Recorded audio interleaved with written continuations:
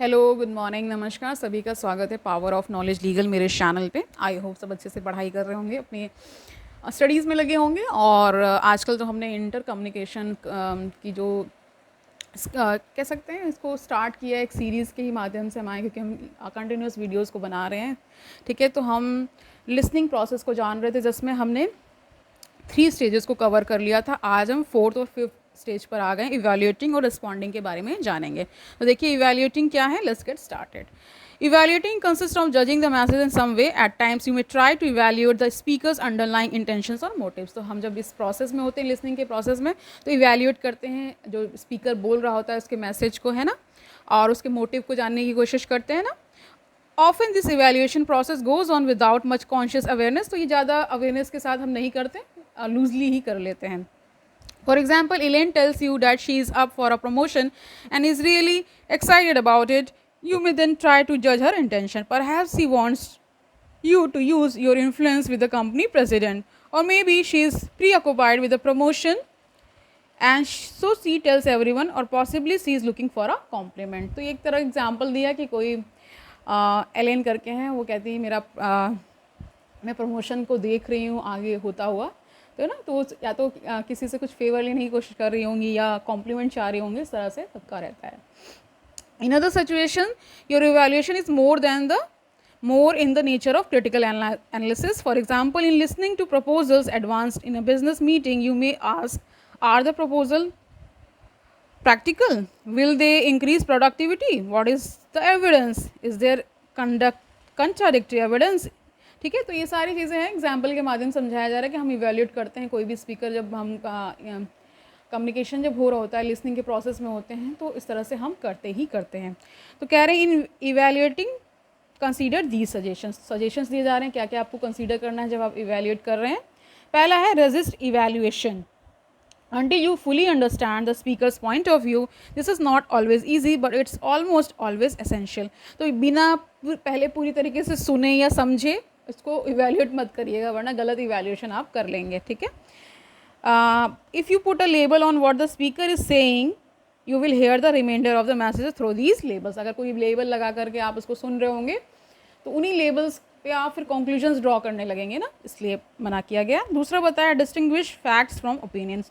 Facts और opinions को अलग अलग रखिए। ठीक है, and personal interpretations by the speaker, and most important fix these labels in mind with the information. ठीक है, फिर तीसरा बताया आइडेंटिफाई एनी बायसेस। अगर कोई बायसेस हैं यानी कोई पूर्वाग्रह है तो उसको भी आइडेंटिफाई कर लीजिए। सेल्फ इंटरेस्ट और prejudices and that may lead the speaker to slant unfairly what is said. It is often wise to ask if the material is being presented fairly or if this person is slantly in some way. ठीक है, समझ गए होंगे। Fourth है recognise fallacious forms of reasoning.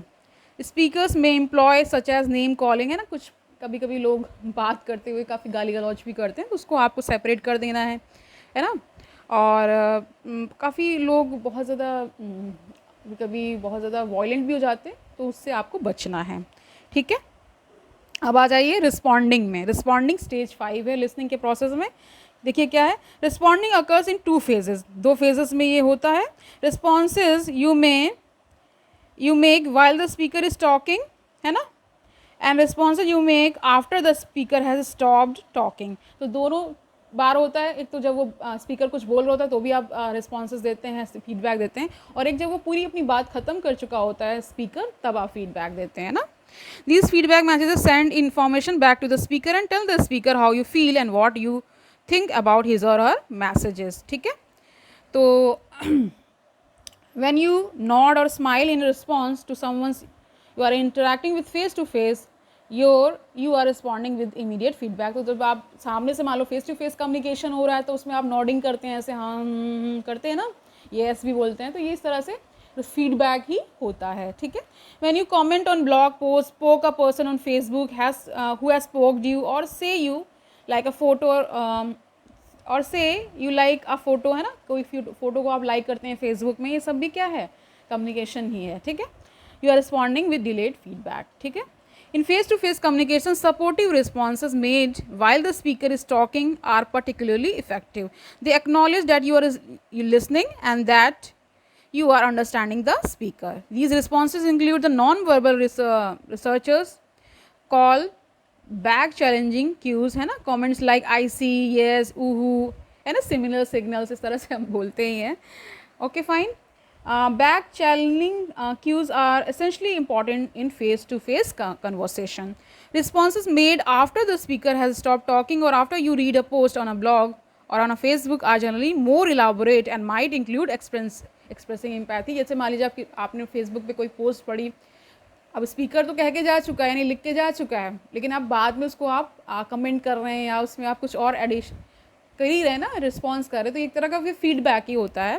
ठीक है, okay fine. तो अब देखिए, improving listening responding involves avoiding some of the destructive patterns and practising more constructive patterns. तो देखिए, इसमें कभी कभी क्या होता है, बहुत डिस्ट्रक्टिव भी लोग हो जाते हैं.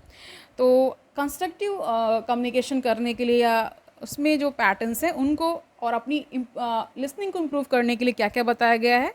पहला बताया सपोर्ट द स्पीकर. ठीक है. दूसरा, ओन योर रिस्पॉन्सेज, यानी अपनी जो रिस्पॉन्स दिया उसको ओन करिए, उसकी जिम्मेदारी लीजिए.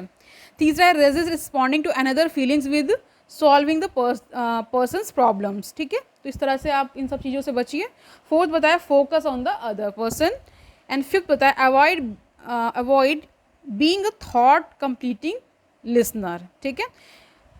ठीक है. Who listens little and then finishes the speakers. तो कुछ लोग क्या होते हैं, बहुत कम सुनना चाहते हैं लेकिन बोलना ज़्यादा चाहते हैं. तो इन सब चीज़ों से आपको बचना है. कल हम लिसनिंग बैरियर्स को लेने वाले हैं. ठीक है.